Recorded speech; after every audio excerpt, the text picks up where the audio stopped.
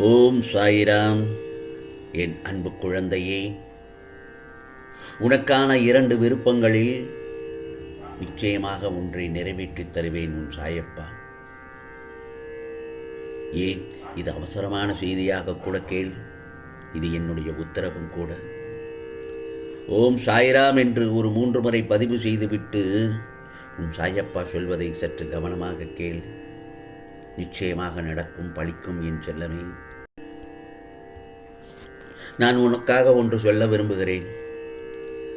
நன்றாக வசதியாக வாழும் நாட்களிலேயே துன்பமான காரியங்களையும் பழக கற்றுக்கொள். ஏனென்றால் வாழ்க்கையில் ஏற்றமும் இரக்கமும் ஒவ்வொரு மனிதனுக்கும் மாறி மாறி வருவது இயல்புதானே. ஆகையால் தான் உனக்கு நான் சொல்கிறேன், அனைத்து சூழல்களுக்கும் நம்மை தயார்படுத்திக் கொள்வது நல்லதுதானே. எந்த ஒரு கஷ்டத்தையும் எதிர்பார்ப்போம், எதிர்கொள்வோம், தைரியமாக நடந்து செல்வோம் என்ற மனப்பக்குவம் உனக்கு இருக்க வேண்டும் என் செல்லமே. சந்தோஷமான தருணங்களில் சந்தோஷத்துடன் துள்ளி குதிக்கும் நீ, கஷ்டமான துயரங்களில் சந்தித்தால் கூட அதையும் மனப்பக்குவத்தோடு ஏற்று எதிர்கொள்ளும் பக்குவம் உனக்கு வேண்டும். வெற்றி பெற்ற மனிதர்களுக்கு பின்னால் பல தோல்வி முகங்கள் உண்டு. நிச்சயமாக ஒவ்வொரு வெற்றி பெற்ற பெரிய பெரிய மனிதர்களை, அவர்களது வரலாற்றை ஆராய்ச்சி செய்து பார்த்தால் அவர்கள் கடந்து வந்த பாதைகள் பல, ஏராளம். தோல்விகள் பல, ஏராளம்.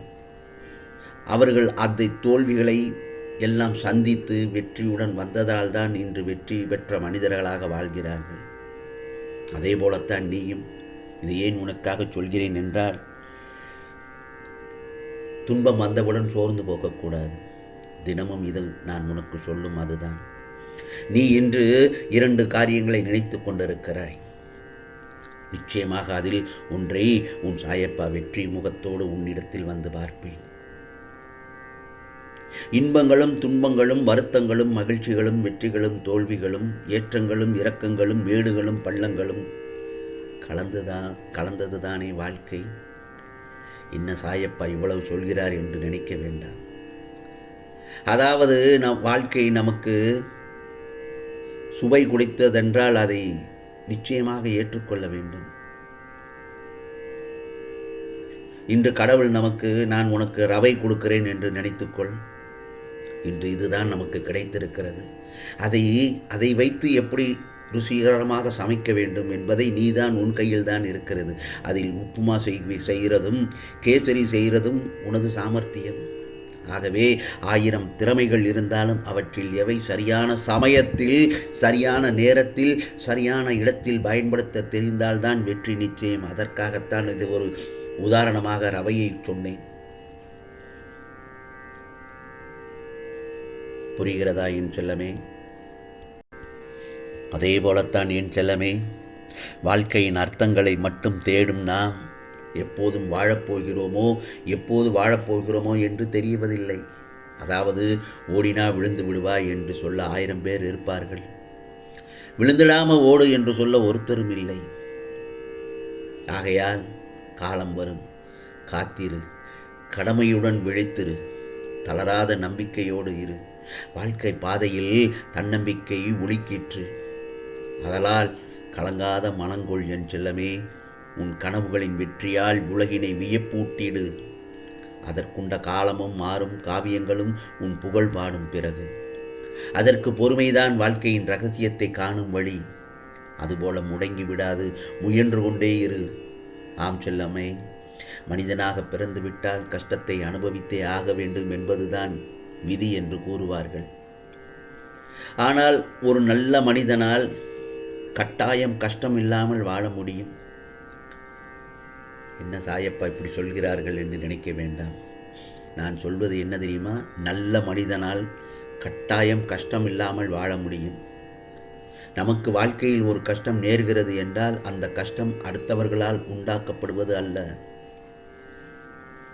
நேற்று நாம் செய்த தவறு இன்று நமக்கு கஷ்டமாக வருகிறது, அவ்வளவுதான். இதை முதலில் நீ உணர்ந்து விட்டாய் என்றால் நிச்சயமாக வாழ்க்கையில் நீ ஜெயித்து விட்டாய் என்றுதான் அர்த்தம். அதாவது தரையில் இருக்கும் முள்ளை நாம் தான் மிதித்து காலில் குத்தி கொண்டிருப்போம். அது நம்முடைய தவறுதான். ஆனால் நம்முடைய மனமும் வாயும் என்ன சொல்லும் தெரியுமா? அந்த முள் என் காலை குத்தி விட்டது. முள் வந்து உன்னை குத்திச்சா? இல்லவே இல்லைதானே. ஆகவே எந்த இடத்தில் எந்த கஷ்டம் நிகழ்ந்தாலும் அதற்கு நாம் காரணமில்லை என்று நினைப்பதை முதலில் நாம் நிறுத்த வேண்டும்.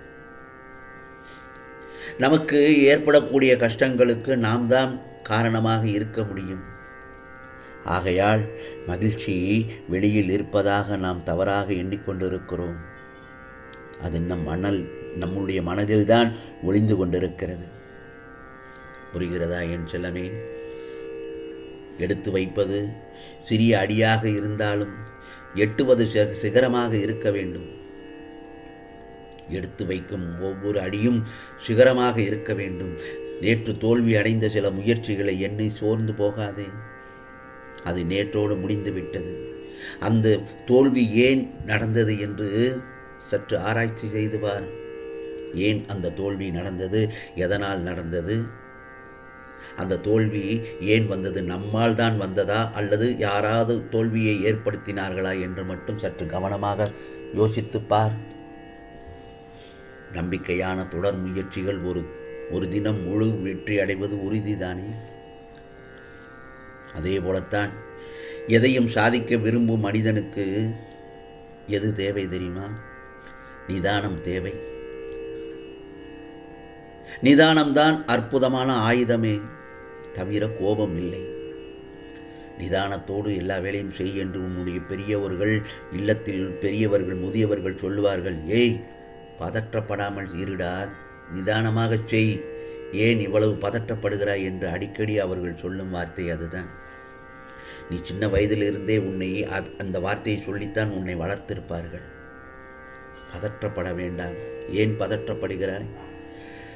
தளராத இதயம் உள்ளவர்களுக்கு இவ்வுலகில் முடியாதது என்று எதுவுமே இல்லை. அதுவும் அதேதான். நம்பிக்கையோடு நிச்சயமாக வெற்றியோடு வரும். நம்பிக்கை இருந்தால் வெற்றி வரும். ஆனால் வெற்றி நம்பிக்கை உள்ளோரிடம் மட்டுமே வரும் என்பதை நினைவில் கொள். ஆகவே நிச்சயமாக நான் சொல்வதெல்லாம் என்ன தெரியுமா? உலகில் பிறந்த எல்லோருமே மகிழ்ச்சியாக வாழ வேண்டும் என்று தான் விரும்புகிறார்கள். அதற்காகத்தான் உன் 2 விருப்பங்களில் நிச்சயமாக ஒன்றை நிறைவேற்றி தருவேன். பல செய்திகளை உன்னிடத்தில் இன்று சொல்லியிருக்கிறேன். அதை பின்பற்றுவாயா என் செல்லமே? இது உனக்கான பதிவு தான். நிச்சயமாக உனக்கானது எல்லாம் நிச்சயமாக நல்லதே நடக்கும், நல்லதே நடக்கும். ஓம் சாய்ராம், ஓம் சாய்ராம். ராம்ஜி அருள் கிடைக்கட்டும். ஓம் ஸ்ரீ சாயிநாதாய நமக. ஓம் ஸ்ரீ சாயிநாதாய நமக. ஓம் ஸ்ரீ சாயிநாதாய நமக.